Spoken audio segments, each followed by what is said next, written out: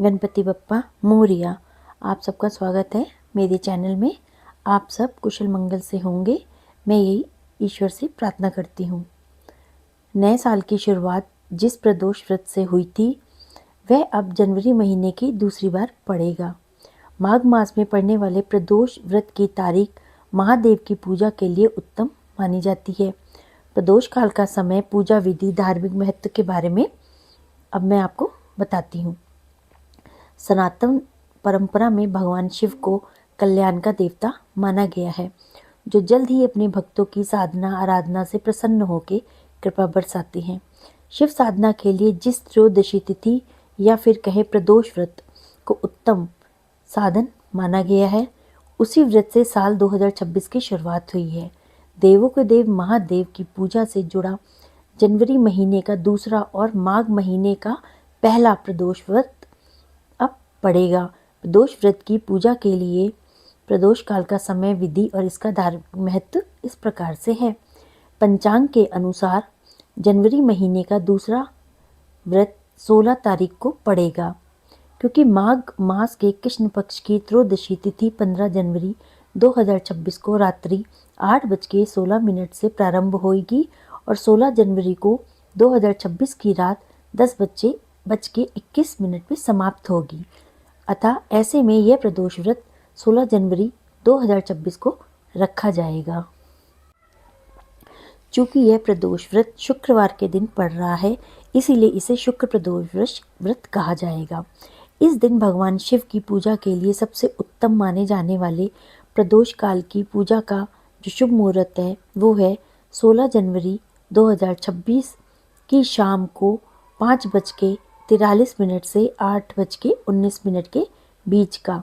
इस तरह प्रदोष व्रत वाले दिन भोले के भक्तों को शिव पूजा करने के लिए कुल 2 घंटा 36 मिनट मिलेंगे।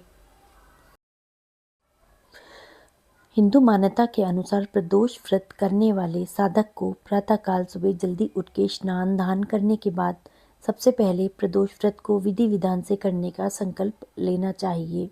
इसके बाद भगवान शिव का विधि विधान से पूजन करने के बाद दैनिक कार्यों को करते हुए उसको शिव का चिंतन मनन करना चाहिए। फिर प्रदोष काल से पहले तन और मन से पवित्र होके एक भगवान शिव का प्रदोष काल के शुभ मुहूर्त में विशेष पूजन करना चाहिए। प्रदोष काल की पूजा में भगवान शिव की सभी प्रिय चीज़ें जैसे गंगा जल, बेलपत्र, भांग, रुद्राक्ष, भस्म, फल, फूल, धूप, दीप आदि अर्पित करते हुए प्रदोष व्रत की कथा का पाठ करना चाहिए। साथ ही रुद्राष्टक और शिव मंत्रों का जाप भी करना चाहिए। नहीं तो आपको श्री शिवाय नमस्तुभ्यम इस मंत्र का जाप भी आप कर सकते हैं। और फिर हिंदू मान्यता के अनुसार कोई भी पूजा तब तक पूरी नहीं होती है जब तक उसके अंत से संबंधित देवी देवता की आरती ना की जाए। इसीलिए पूजा के अंत में आपको महादेव की आरती करनी है शुद्ध घी के दिए के साथ। उसके बाद सभी को प्रसाद बांटना है और उस प्रसाद को खुद भी ग्रहण करना है। हिंदू मान्यता के अनुसार भगवान शिव की आराधना करने से न सिर्फ नवग्रहों के दोषों से मुक्ति मिलती है, बल्कि उससे शुभ फल भी प्राप्त होते हैं, क्योंकि महादेव सभी ग्रहों के अधिपति हैं। मान्यता है कि शुक्र प्रदोष व्रत करने से साधक पे शिव संग शुक्र देवता भी मेहरबान होते हैं, जिसके कारण उसे जीवन में उसे तमाम तरह के सुखों के साथ साथ धन, वैभव, सुविधाएं प्राप्त होती हैं। शिव की कृपा से उसके जीवन में कभी किसी भी चीज़ की कमी नहीं रहती है। अब हम सुनेंगे शिव जी के बारे में। हमने जो भी बातें सुनी हैं उन सबको हम तन मन से करेंगे और शुक्र प्रदोष व्रत को करके हम बाद में क्षमा याचना जरूर करेंगे कि हे भोलेनाथ, हमसे अगर जाने अनजाने में कोई गलती हुई हो तो उसको क्षमा करिएगा, हमारे व्रत को स्वीकार करिए और हमें जो भी हमें फल की कामना है वो दीजिए। ओम नमः शिवाय। श्री शिवाय नमस्तुभ्यम।